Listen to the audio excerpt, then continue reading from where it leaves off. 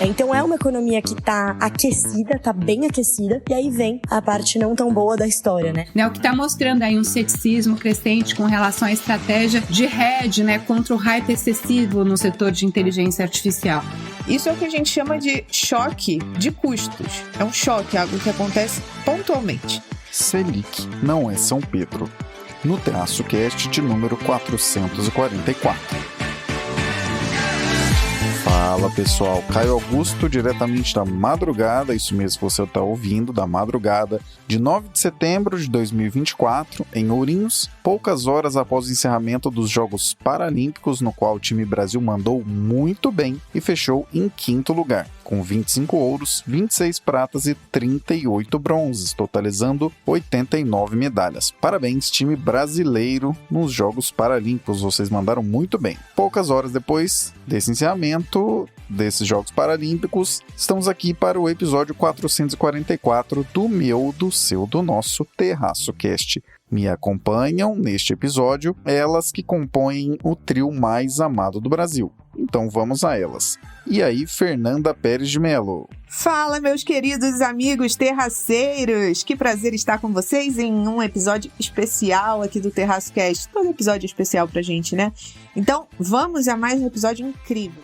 É episódio especial porque toca numa certa polêmica. Vem com a gente que você vai entender. Fala, Renata Cocho. Alô, alô, terraceiros! Oi, Caio, oi, Fernanda, oi, Raquel. Espero que esteja tudo bem aí com vocês. Aqui é a Renata, trazendo como sempre o Boletim Internacional. Mais uma vez aí falando da Califórnia. E essa semana aí o Caio, a gente decidiu trazer um assunto diferente aí, achei bastante interessante para vocês, que é sobre inteligência artificial e mais especificamente investimentos em empresas de inteligência artificial. Vale a pena aí comprar ações dessas empresas? Vale a pena ficar short nessas empresas, né? Vender a descoberto, apostando aí que vai tudo para dar água. O que vocês acham?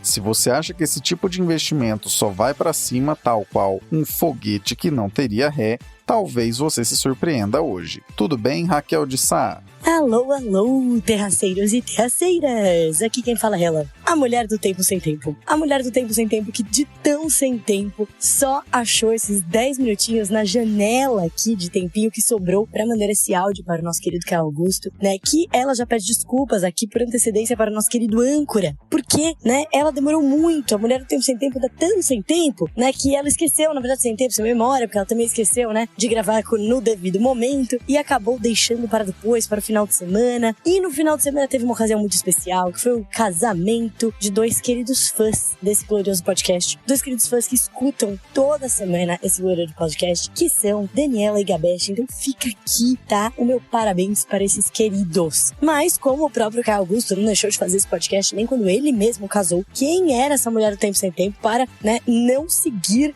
aqui com a ancoragem do nosso glorioso em mais uma semana que vem, né, que se passa. Então, sem mais delongas, como vocês só vieram aqui para ouvir a previsão do tempo, segue aqui o meu boletim. É quente, é muito quente, né, faz calor, faz muito calor. Temos aqui, né, um sol de rachar o coco.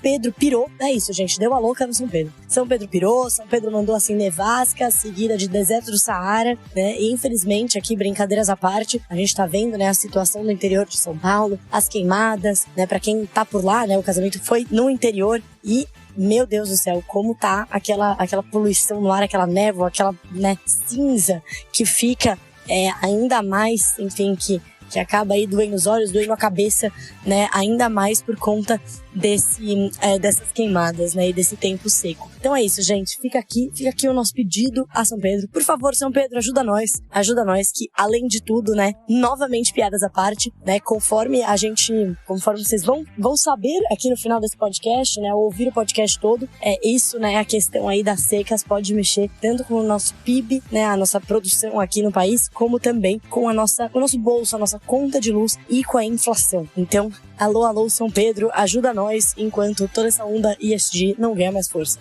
macro brasileira na dupla PIB e inflação completam os assuntos de hoje. E, Raquel, fica tranquila, você tem salvo-conduto por estar sempre aqui com a gente. Daniela e Gabeste, feliz casório. E a todos, hidratação e filtro solar, porque não tá fácil. Máquina plenamente aquecida e pronta para arrancada, vamos ao 444. Fernanda, temos bandeira vermelha patamar 2 para setembro na energia. O que isso tem a ver com os juros? Caio, olha que curioso e no final vai fazer sentido. No mês passado, em agosto, eu reli um livro que chama Sem Esforço, que é do mesmo autor daquele livro bem famoso que é o Essencialismo. E ele fala que muitas vezes na vida a gente acredita que um trabalho para ser recompensado precisa ser muito cansativo, precisa ser algo muito moroso, que a gente precisa se esforçar além da conta para receber e se sentir merecedor daquele trabalho. Mas, em inglês, existe uma expressão bem famosa que é work smarter, not harder. Ou seja, a gente precisa trabalhar de forma estratégica, não necessariamente dura, penosa, né? E como a economia se relaciona com vários aspectos da nossa vida, essa leitura me fez lembrar do momento atual. Será que a gente está acreditando que a gente vai corrigir a inflação sempre da forma mais dura? A inflação corrói o nosso poder de compra, isso é fato, todo mundo sabe que ver as coisas ficarem mais caras é ruim, a gente não gosta de pagar mais caro, né? Seja no supermercado, seja no orçamento das empresas, é algo que precisa ser combatido. E nós vivenciamos longos períodos do Banco Central usando a Selic alta, adequadamente, diga-se de passagem, para conter a expectativa de inflação. Digamos que a atitude Selic alta é uma forma de autoesforço, né, fazendo alusão ao livro que eu comecei comentando, é uma forma de autoesforço do Banco Central para lidar com a inflação. Então, a Selic, de fato, é um remédio muito amargo. Quando o Banco Central aumenta a taxa de juros, ele estimula que as taxas cobradas pelos empréstimos bancários também subam, uma vez que a Selic é a taxa básica de juros para o restante da economia. Isso diminui, né, a quantidade de crédito, as empresas desistem de pegar um empréstimo para expandir eventualmente e, consequentemente, a inflação vai abaixando. Mas isso pode ter levado algumas pessoas a acreditarem que a Selic é sempre o remédio para qualquer situação inflacionária. E aí a gente precisa relembrar algumas coisas. Qual era o cenário que se constituía quando o Banco Central decidiu usar a Selic como uma forma dura de anunciar que a inflação deveria baixar? A gente tinha o retorno às atividades depois da pandemia, a situação geopolítica bem incerta, tinha as incertezas sobre a reforma, né, tributária, como o governo ia lidar com as contas públicas. E, na época, isso aumentava a expectativa de inflação no futuro, de que seria uma inflação alta, devido à quantidade de incertezas que a gente tinha. E aí, uma taxa de juros alta sinalizava que o Banco Central estava altamente comprometido com o combate à inflação. Independente de eleição para presidente, cenário político ou qualquer interferência, o sinal que o Banco Central passava é: independente de tudo isso, queremos domar a inflação, domar o dragão da inflação com rédea curta. Depois desse remédio amargo e o Banco Central se mostrando irredutível, a gente viu, de fato, a inflação respondendo e, consequentemente, os preços dando sinais de que estavam abaixando. Mas a gente precisa pensar uma coisa. Aumentar a Selic não faz com que o céu traga mais chuva. E daí vem o nosso querido título aqui do episódio, que a Selic não é São Pedro. A falta ou o excesso das chuvas podem prejudicar o plantio de algumas culturas, isso desequilibra momentaneamente a relação oferta e demanda. Mas isso não muda as expectativas. Os preços sobem, sim, porque existe mais procura do que oferta daquele produto durante um tempo, mas a gente sabe que é uma situação que se resolve quando a situação climática retorna ao padrão. Recentemente, a ANEEL sinalizou um aumento no custo da energia, acionando a bandeira vermelha patamar 2 para setembro. É correto pensar que, Com a energia mais cara, naturalmente aumenta o custo de produção na indústria, que aumenta o custo de moradia das famílias. Isso é o que a gente chama de choque de custos. É um choque, algo que acontece pontualmente. Os reservatórios das hidrelétricas estarem quase metade abaixo da média é ruim, mas a meteorologia é capaz de prever esses sinais. Já é algo esperado. Não deixa uma incerteza sobre o futuro. A gente sabe que tão breve se normaliza a situação das chuvas, o preço da energia volta ao patamar padrão. Conforme o próprio Banco Central, quando as expectativas sobre o futuro são menos incertas, esses choques de custos na economia tendem a se propagar de forma mais limitada na economia. Não gera um efeito dominó sobre a inflação. Dias depois do anúncio da bandeira vermelha, a ANEEL já reviu para menos pior do que imaginávamos, fecha aspas, né? E, enfim, meu recado é, calma. Quando a gente tiver algum sinal desses e as pessoas falam, nossa, é preciso rever a trajetória da Selic, calma. A taxa Selic para controle de inflação é uma medida muito agressiva e ela não deve ser banalizada. Vamos deixar as chuvas com São Pedro. Falamos lá no começo que esse episódio contaria com uma certa polêmica, então é hora dela. Vários episódios atrás, provavelmente ainda em 2023, conversamos sobre a tendência de que, em 2024, continuaríamos a ver a Selic caindo por aqui e veríamos despressurização de juros no mundo desenvolvido, dado que a porrada inflacionária que vimos desde a pandemia havia diminuído consideravelmente. Porém, sinalizamos algumas vezes também ainda no ano passado que alguns sustos vindos do lado dos custos ainda poderiam acontecer. Por exemplo, vindos de preços do petróleo em alta com as tensões no Oriente Médio e, domesticamente, pelo lado da energia, caso passássemos por alguma temporada ruim de chuvas, uma vez que as tais energias renováveis avançaram, mas ainda quase 2/3 das fontes do Brasil ainda são dependentes das chuvas, né?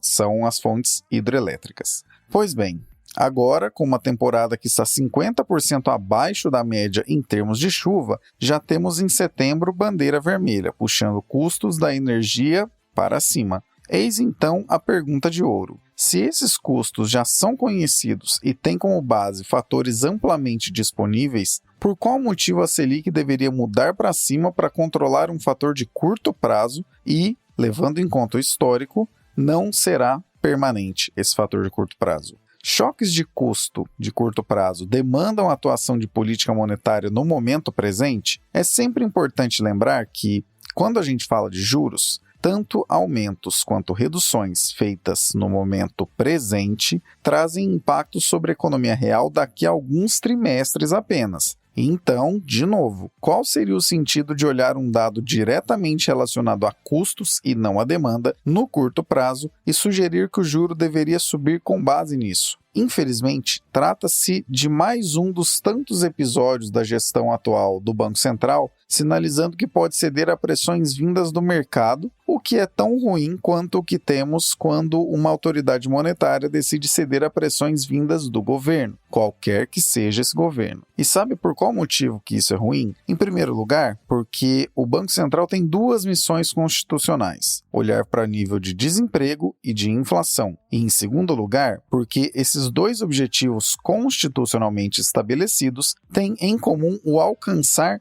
no longo prazo da estabilidade da moeda. Tanto pressões vindas do mercado quanto do governo, qualquer que seja o governo, podem distorcer essa atuação no curto prazo e, consequentemente, tornar mais complicada a missão principal, que é a de longo prazo. Os objetivos são diferentes em termos temporais e não podem ser confundidos, porque o perigo é que o país acabe tendo juros estruturalmente ainda mais altos do que o necessário. Diga-se de passagem, abrimos essa explicação com detalhes na edição da Reflexionários que saiu na semana passada. Banco Central não é trader que fica olhando as informações dos últimos dias, mesmo as mais previsíveis, e também não é responsável por reduzir o custo de capital no país na marra para segurar um rojão que o governo não quer segurar, que é o de lidar de modo responsável com suas próprias contas. Em todo caso, como infelizmente a teoria pode ser uma e a prática tem sido outra, tais ruídos mercado de um lado e governo do outro,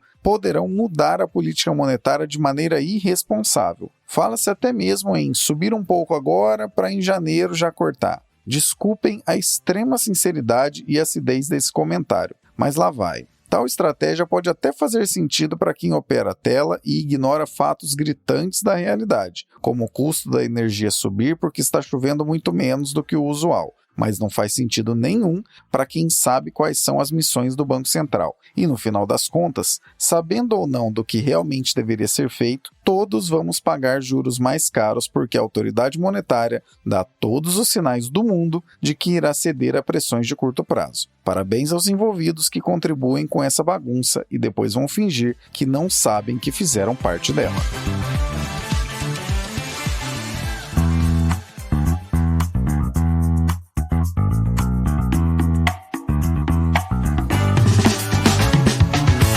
Confira na nossa Linktree todos os meios possíveis de acompanhar o Terraço Econômico, nossas redes sociais, parcerias ativas, e-books e até mesmo como você pode cadastrar seu e-mail para receber nossa newsletter semanal, a Reflexionários. Então, para resumir a ópera, não deixe de visitar nossa Linktree.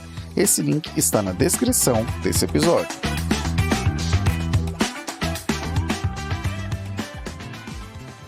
Renata com o Boletim Internacional. Quem está short em AI está ganhando dinheiro com isso? Eu achei um assunto bem interessante, né? Diferente do que a gente costuma falar aqui no Boletim Internacional, né? Eu costumo comentar com vocês mais política, mais economia, aí principalmente, né, dos Estados Unidos, da China, da Europa. Essa semana a gente vai falar de investimentos. E semana passada, né, semana passada a gente falou da China, mas na semana anterior a gente pincelou um pouco esse assunto também quando eu estava falando de investimentos, né, em saúde, né, na questão dos medicamentos, dos novos medicamentos, na inteligência artificial chegando na área da saúde. Eu acho que eu coloquei aí uma perspectiva bastante, digamos, otimista, né, ou bullish, no qual o impacto da inteligência artificial. E eu realmente acredito aí que na área da saúde vai ser bastante revolucionário. Difícil dizer aí, mensurar a questão de tempo, né, se vai ser uma revolução aí no ano que vem ou se a gente ainda vai ter que esperar aí mais 5, 10 anos. As coisas na saúde às vezes caminham num passo um pouco mais lento do que a gente gostaria, porque tem uma série aí de regulamentações, mas mesmo assim eu acho que é uma coisa que eu sou bastante otimista no sentido do impacto da inteligência artificial na saúde. Mas como investimento de uma maneira em geral, né, nem todo mundo pensa assim. A gente viu, né, o Caio compartilhou um artigo comigo bastante interessante da Bloomberg, que está falando assim desse movimento aí do mercado de alguns fundos de investimento, de hedge funds, apostando contra as empresas de inteligência artificial. Então a gente viu, por exemplo, né, nesse artigo da Bloomberg, eles mostram alguns dados que eu anotei aqui, achei interessante de passar para vocês. Que os fundos de hedge aumentaram as suas posições short em ações de inteligência artificial em 15% nos últimos trimestres, né, o que está mostrando aí um ceticismo crescente com relação à estratégia de hedge, né, contra o hype excessivo no setor de inteligência artificial. E os investidores, na verdade, não é que eles não acreditam na inteligência artificial, eles acham que o hype já ultrapassou, que o preço tá caro, então vale a pena vender a descoberto, apostando aí numa correção, né, de que não é tudo isso. Que mais, né? Tem algumas empresas que estão em alguns aspectos de inteligência artificial que estão recebendo mais short, né, que os investidores estão aí ainda mais pessimistas. Por exemplo, são empresas de reconhecimento facial e automação de alguns processos, né? E realmente reconhecimento facial, né, para quem usa aí celular, todo mundo, né, mas assim, usa o reconhecimento facial no celular, a gente vê que ainda, né, pelo menos o meu telefone aqui vive não me reconhecendo, né? Então isso a gente vê que o reconhecimento facial, isso que eu tenho praticamente assim uma mesma cara, não no sentido de não envelhecer, mas mesmo tipo, mesmo as minhas fotos de criança dá pra ver que eu sou eu, assim, aquele tipo de cara que, né, você tem uma expressão bem característica, assim, né, um tipo de rosto, e mesmo assim a inteligência artificial tem dificuldade de me reconhecer, então eu imagino que deva ser um problema geral. Então esse tipo de de empresa está recebendo um short específico. Isso tem demonstrado um impacto, né, no preço das ações dessas empresas que caíram cerca de 5% aí nas últimas semanas. Mas assim, apesar do aumento dos shorts, né, 60% das empresas afetadas, elas ainda relataram resultados financeiros acima das expectativas. Então, o que sugere, né, que a realidade das operações pode desafiar expectativas pessimistas dos investidores. Então, essa dúvida aí que eu jogo de volta para vocês, né? O que vocês acham? Vocês acham que a empresas de inteligência artificial é a nova Bitcoin aí, né? Os novos ativos aí que é espuma, né? A gente tem várias histórias aí, né? Na história da economia, né? Desde as tulipas lá na época, né? Da Holanda, né? De empresas ou valores ou ativos que, né, tiveram uma valorização absurda e depois despencaram. E vamos ver, o que vocês acham? Vocês acham que a inteligência artificial está indo para o mesmo caminho? Ou vocês são mais otimistas aí, como eu mostrei aí na questão da saúde, acham que a inteligência artificial realmente vai dar um salto muito grande em termos de produtividade? Então, que às vezes tem gente que acha o contrário, aí que ainda apesar de toda essa valorização que teve nos últimos tempos, ainda acha que está barato. Qual que é a opinião de vocês aí? Passem pra gente, que eu, o Caio e a Fê e a Raquel sempre gostamos também de ouvir aí a opinião de vocês sobre os assuntos que a gente traz aqui no podcast. 2023 foi o ano em que basicamente qualquer coisa que citou AI em apresentação de resultados e call com investidores viu sua ação subir pelo menos 2 dígitos. 2024 é o ano em que todos queremos saber qual é o real destravamento de valor que tanta citação de AI traz para justificar não apenas a alta que vimos até agora, como também buscar entender se essa alta seguirá adiante. Existe hoje um inchaço bastante relevante nos múltiplos relacionados a essas empresas, principalmente o preço-lucro. Essa métrica, que é uma das que mais chama a atenção sobre o futuro do preço das ações, tem mostrado que várias ações estão esticadas, ou seja, com um preço muito elevado para cada unidade de lucro que geram. E para deixar as coisas ainda mais sinalizadas de que não estão seguindo uma normalidade, o caso recente dos resultados da Nvidia, que superaram as expectativas de mercado, mas não na medida que se esperava, e acabaram acarretando a perda de surreais 400 bilhões de dólares em valor de mercado em apenas uma semana, é uma evidência anedótica de que sim, vale a pena ficar de olho se não estamos chegando ao máximo disso, ou pior ainda, se uma correção consistente já começou. Tal qual falamos no primeiro assunto do 443, vale a pena voltar e ouvir caso você não tenha feito isso ainda, a sensação não é necessariamente de que vivemos hoje uma bolha, mas que a esperança é que se inicie uma correção justamente porque esses múltiplos estão muito esticados. E porque a resposta lógica para a pergunta "e no que tanto AI destrava em valor" não consegue ser respondida por todas as empresas que falaram dezenas de vezes essa sigla de ouro de maneira bastante objetiva. Sim, inteligência artificial é uma revolução em curso e trará diversos benefícios, como avanços extraordinários na área da saúde e na capacidade computacional e de processamento de dados. Mas não é apenas citando que um negócio usa isso sem explicar minimamente no que isso realmente irá impactar que você verá negócios pegarem carona nessa cauda de cometa. Tanto isso é verdade que esse assunto veio parar aqui. Diferentemente da turma do foguete não tem ré, já tem quem esteja pegando as lentes da realidade e se posicionando de forma a aguardar uma correção mais efetiva.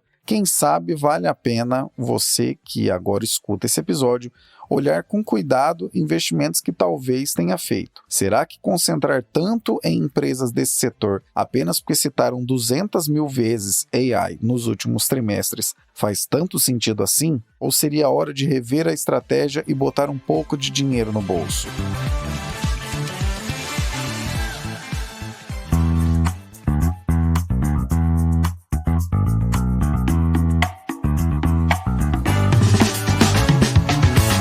Gosta de como os conteúdos do Terraço Econômico traduzem e desmistificam as coisas? Saiba que não fazemos isso apenas com análise dos cenários, mas também para parceiros comerciais. Para saber como o seu negócio e o nosso negócio podem ser parceiros, visite na nossa Linktree o item Contrate o Terraço. Quem sabe seu produto ou serviço pode não apenas ganhar uma descrição mais adequada, como também acessar as centenas de milhares de pessoas que nos acompanham todos os anos.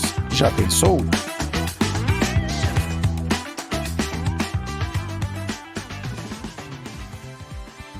Raquel, dados recentes de PIB e desemprego surpreenderam positivamente, mas talvez chamam uma alta da Selic. Por quais motivos?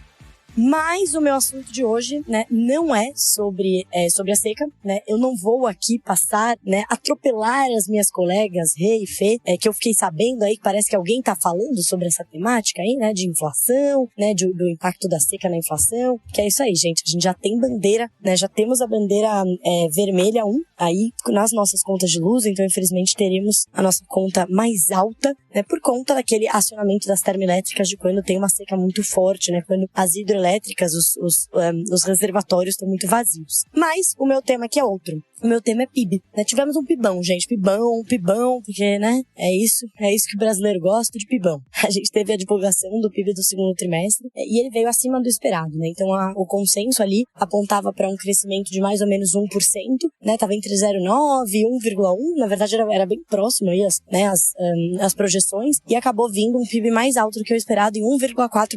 Lembrando, gente, que o PIB é uma medida de fluxo. Então, a gente tá olhando o fluxo de tudo que foi produzido de bens e serviços no ano, em comparação com o fluxo de tudo que foi produzido, no ano não, no caso é no trimestre, né, em comparação com o trimestre anterior. E aí a gente faz o devido ajuste, né? Então tem aí um crescimento de 1,4%. Então foi um crescimento bastante robusto e assim, meio que nada de novo no front, né? Quando a gente compara com o primeiro trimestre do ano, a principal diferença foi o agro. Assim, enquanto no primeiro trimestre do ano o agro veio mais forte, né? Não foi o mais forte do PIB, mas veio forte. Não foi o mais forte do PIB no sentido de não foi o que mais puxou o PIB, né? Que a gente sabe que, né, a agricultura e pecuária, que é o que vai metodologicamente no PIB, ele não representa muito do PIB, né? É claro que o agronegócio representa, que aí coloca indústria, coloca serviços, mas enfim, a principal diferença do primeiro para o segundo tri foi o enfraquecimento, né, do agro, do setor primário da economia, porque o resto veio muito parecido, né? Então um PIB muito puxado, uma economia muito puxada pelo consumo das famílias. Então, o consumo das famílias bastante forte e também por uma volta dos investimentos. Então, enquanto no primeiro trimestre a gente viu os investimentos começando, né, a timidamente aí voltar, e quando a gente olha para o PIB, metodologicamente, isso chama formação bruta de capital fixo, que é quando a gente olha aí os investimentos mesmo, né? Então, aqui eu não tô falando de investimento no mercado financeiro, eu tô falando de investimento produtivo, né? Compras de máquinas, equipamentos, investimento produtivo mesmo, da produção da economia. Isso cresceu bastante, né? Ganhou bastante força aí do primeiro para o segundo tri. É muito na toada, é uma coisa que alimenta a outra, né? Então, muito atuada do crédito, a gente teve um cenário de melhora bem substancial nesse primeiro semestre do ano, né? Lembrando, gente, o PIB é um olhar no retrovisor. A gente tá quase acabando, né, o terceiro tri e a gente tá olhando pro resultado do segundo tri. Então, sim, é um olhar no retrovisor, mas mesmo assim é importante para consolidar algumas visões de o que tá acontecendo, né? Para entender o que tá acontecendo na economia brasileira. Então, é muito uma visão, a gente tá vendo o segundo trimestre, e aí olhando o primeiro e o segundo, a gente vê a primeira metade do ano. Então, essa primeira metade do ano, a gente vê um cenário de bastante melhora do crédito, né? Raquel, mas a gente tá falando aí de Selic, pode ser que vai subir, como é que é? Mas o cenário do crédito tá melhor? Como assim? Como eu sempre falo, né? A inflação de hoje, a economia de hoje é o resultado da Selic de ontem. E a Selic de hoje só vai ser sentida na economia, na inflação de amanhã. Então, esse cenário de melhora do crédito, ele reflete muito uma Selic, aquele processo de queda da Selic que a gente viu entre 23 e o comecinho de 24. Né? Então, foi um processo de queda da Selic. Então, a gente tá vendo ainda os efeitos da melhora do crédito. E aí, quando a gente olha os dados, tem melhora de inadimplência, melhora de pagamento, né, da proporção da renda das famílias com o pagamento de juros, e também maiores concessões de crédito. É claro que dentro dessas concessões, a gente tem ali o crédito que vai, entre aspas, aqui é o crédito ruim, né, que é o pior crédito, que é cheque especial, rotativo do cartão de crédito e tal, mas mesmo assim isso é concessão. E mesmo que esses estejam crescendo, né, você também tem o outro tipo de crédito crescendo, crédito imobiliário, crédito, enfim, para veículo. E aí, então, melhora do cenário de crédito. Que isso melhora, né? A concessão de crédito melhorando. Isso vale tanto pro lado corporativo, que a gente olha nos investimentos retomando, quanto do lado das famílias, né? Quando a gente olha para o que as famílias estão consumindo, então o que eu falei, o que mais puxou o PIB? Consumo, investimentos, né? Do lado da demanda. Quem tá demandando esses bens e serviços. E quando a gente olha por essa ótica, né? Tem uma coisa se retroalimenta na outra. Então, como as famílias estão com o mercado de trabalho tá muito aquecido, e eu já falei isso várias vezes aqui, a gente tá arrumando, né? A gente já está na menor taxa de desemprego dos últimos mais de 10 anos. A gente está abaixo de 7%. Então, o mercado de trabalho bastante aquecido, as pessoas empregadas, as pessoas, né, com salário, e a renda está em alta, né? Então, tanto a renda dos salários, os salários estão subindo acima da inflação, como também a renda de benefícios sociais. Então, a gente não pode esquecer que o governo antecipou aquele pagamento de precatórios. Então, o ano começou com esse boom fiscal, né? Esse impulso fiscal dos precatórios. A gente teve uma série de antecipações de 13º, de benefícios que são da segunda metade do ano, que vieram para a primeira metade. A gente também teve um aumento, né, dos gastos aí em benefícios relacionados ao INSS, como o BPC, o próprio Bolsa Família, né? Então tudo isso, mesmo Bolsa Família não estando dentro do INSS, né, mas uma série de benefícios sociais que também foram aumentados aí a gente viu no primeiro semestre desse ano, no final do ano passado. Então isso tudo aumentou. Para ter uma ideia, né, a renda real, a massa de renda real tá subindo, né, a mais de 5% acima da inflação. Então assim, tá crescendo bastante. As pessoas estão com bastante renda disponível, que é aquela renda depois do pagamento de impostos. Então, tô falando aqui que os brasileiros tá tudo rico? Não, mas que relativamente a renda está crescendo. E isso está sendo refletido aí no consumo, né, de bens. O que as pessoas estão consumindo? Tanto serviços, né, serviço veio numa toada positiva aí para o 17º trimestre seguido de elevação do setor de serviços. E aí, olhando já para o lado da oferta, quem está ofertando isso que está sendo consumido? Serviços responde por mais de 70% do PIB brasileiro, ou seja, o setor de serviços cresce. A economia vai, boa parte da economia vai junto. A parte indústria, a indústria recuperando, também, né, na esteira de todo esse movimento. Então as pessoas estão consumindo serviços, mas também estão consumindo bens. Quando a gente olha para bens duráveis, né, aqueles bens que são mais relacionados ao crédito, isso também está crescendo. Então carros, eletrônicos, eletrodomésticos, né, geladeira, fogão, etc, tal, tudo isso vem numa toada positiva aí nos últimos meses. Então, uma coisa, né, eu tô aqui na minha cabeça fazendo uma rodinha, né? Então, tem ali mercado de trabalho aquecido, renda consumo, consumo indústria, consumo serviços e assim vai. Quando a gente olha pra indústria, a única que não veio muito bem ali, né, a gente tem aí a indústria extrativa, né? Então, a gente não teve um período bom para setores relacionados a commodities como um todo, né? Então, a gente teve uma menor extração ali de petróleo, né? Então isso impactou bastante a indústria extrativa, isso relativo ao primeiro trimestre. Tanto a parte aí também, como eu comentei no começo, né, da agropecuária, que embora a gente tenha tido ali a parte de criação de bovinos, né, tenha sido relativamente positiva, que impediu de cair ainda mais a agropecuária, o resto teve aí, né, um baque na produção importante, mas, obviamente, porque quando a gente olha para o primeiro trimestre, não quer dizer que tá todo mundo despencando, né, que o primeiro trimestre teve um crescimento muito forte, então isso comparativamente acabou caindo. Então é uma economia que tá aquecida, tá bem aquecida, e aí vem a parte não tão boa da história, né, então tá bom, fechou, vamos soltar fogos aqui, né, ligar aqui, partiu férias, partiu fim de ano, né. Não, infelizmente não, né, porque a gente tem aqui ainda os juros, né, a gente ainda tem aqui um cenário de inflação pressionada. Então, como a economia tá aquecida, bastante aquecida, né, mercado de trabalho aquecido, pressionando salário, pressionando demanda por bens e serviços, isso faz com que a inflação, o preço de tudo isso fique pressionado também. E aí isso deve obrigar o Banco Central a retomar, né, na verdade, iniciar um novo ciclo de alta de juros, né. Então a gente deve ver na próxima reunião aí daqui 2 semanas, que certamente vou trazer aqui para vocês, né, tudo sobre o Copom, mas que deve haver sim uma alta. E aí a alta de qual magnitude? 0,25, 0,5? Tudo indica que vai ser 0,25, mas justamente pelas últimas sinalizações do Banco Central. Mas, assim, se é que a gente pode ver o copo meio cheio aqui, não é uma elevação de juros que vai ser causada por um prêmio de risco, né? Ah, não, a precificação de risco tá muito alta, então por isso que vai ter que subir os juros. Não, na verdade, essa alta de juros, nesse momento, vai estar mais relacionada a uma economia que está bastante aquecida. Que, como eu sempre falo, né, os juros são um freio na economia. Claramente não está muito freada a economia como a gente está vendo, né? Então isso é um risco no controle do ritmo dos preços. Então, nesse sentido, o Banco Central vai ter que né, provavelmente começar a elevar os juros diante dessa atividade aquecida, das expectativas de inflação ainda desancoradas. Então, claro, a gente tem ainda um papel do fiscal ali importante, que pesa sobre essa questão aí das expectativas. O governo gasta muito, isso é precificado e etc. nos ativos. Isso pressiona a nossa moeda. Uma vez que pressiona a nossa moeda, isso também baixa na inflação e tudo aquilo que a gente já falou algumas vezes, né? Porém, o propulsor principal dessa elevação de juros deve ser, sim, o aquecimento da economia, aliado a essa questão, né? Tem algumas questões de curtíssimo prazo, como essa das secas, né? E também da depreciação da nossa moeda, que aí não é curtíssimo prazo, é um movimento mais de percepção de risco, mas isso deve, né, nos próximos meses, deve arrefecer um pouco essa pressão da moeda por conta da redução dos juros nos Estados Unidos, bem provável elevação do nosso, né? Então esse é meio que um freio de arrumação, ó.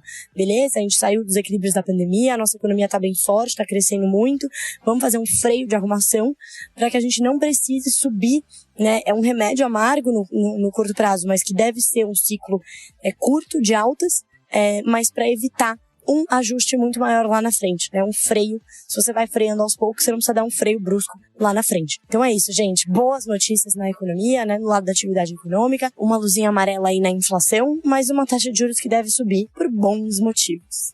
Já começando o comentário com uma atualização. Realmente a bandeira vermelha é 1 e não 2. Era 2, mas depois a ANEEL mudou de ideia e virou 1. Muita organização institucional, hein, pessoal? Impressionante. Mas vamos lá ao assunto número 3. Os dados recentes de PIB trazem reflexos diretos da melhora do cenário de crédito, que vem diretamente da queda da Selic, que estava em 13,75% e atualmente se localiza em 10,5%. E, além disso, também vem do mercado de trabalho pujante, desemprego abaixo de 7%, do aumento da renda real e, claro, do impulso fiscal, precatórios e benefícios puxados do final do ano para o primeiro semestre. O lado bom é que essa resiliência tende a permanecer pelo lado do mercado de trabalho e da massa salarial, uma vez que esses dois dados acabam contribuindo positivamente no consumo de bens e serviços, o que puxa a imensa maioria da economia.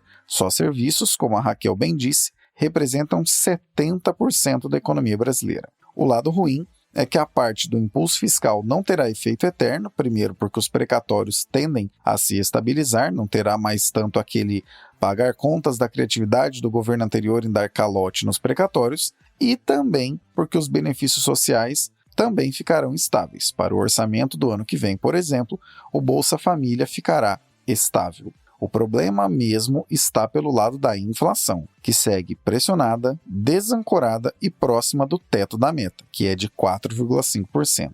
Olhando pelo combo de atividade aquecida e inflação desancorada, sim, os juros devem subir. O que vale acompanharmos com o máximo de atenção possível, e vocês podem contar conosco aqui do Terraço nessa missão, é a comunicação do Banco Central diante das próximas decisões. Se os juros subirão, eles subirão mais pelos impactos da inflação de custos, que trouxemos no primeiro assunto, ou da inflação de demanda, apresentada neste terceiro assunto. Para quem apenas trabalha com curtíssimo prazo, a resposta dessa pergunta não fará diferença, porque basta ter em mente que os juros devem subir, depois devem cair e tudo mais. Mas certamente, para quem acompanha a atuação do BC ao longo do tempo e busca entender se ele se aproxima ou se distancia de cumprir as próprias missões, ou viverá cedendo ao curto prazo de pressões do mercado e do governo, fará toda a diferença ficar de olho em como nosso Banco Central se posicionará daqui em diante. Que a prudência que anda sumida em meio a encontros com o mercado e declarações sinuosas na mídia possa retornar, porque, caso isso não aconteça, pagaremos com um prêmio de risco maior e juros mais elevados, mesmo com a despressurização global, principalmente vinda de ciclo de cortes de juros nos Estados Unidos, que se inicia agora em setembro. Mais foco na própria missão e menos em atuar como chacrinha, aquele que veio para confundir e não explicar. Viu, BC? Vamos nos despedindo do trio mais amado do Brasil, que trouxe neste 444 do TerraçoCast suas análises simples, mas não simplistas. Obrigado, Fernanda. Meus queridos, é um prazer estar aqui com vocês em mais uma semana. Espero que tenham gostado desse episódio. A gente se vê na semana que vem. Vocês sabem que podem me encontrar nas redes sociais como @sigafefa. E nos vemos por aí. Grande abraço. Obrigado, Renata. Na semana que vem eu volto novamente, acho que ainda da Califórnia, trazendo mais notícias e análise para vocês aqui no Boletim Internacional do podcast do Terraço. Tá bom? Um beijo e até semana que vem. E obrigado, Raquel.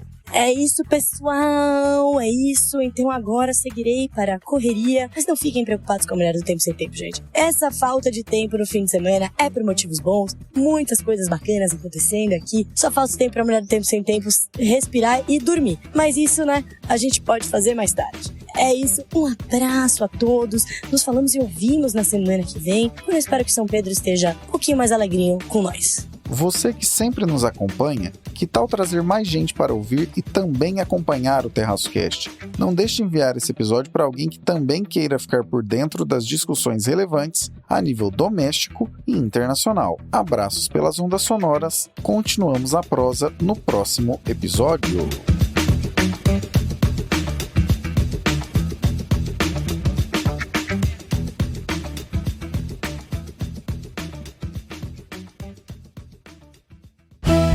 Este episódio foi editado por Atelas, soluções em áudio para podcasts. Encontre a Atelas nas redes sociais. É só buscar por @AtelasEdição.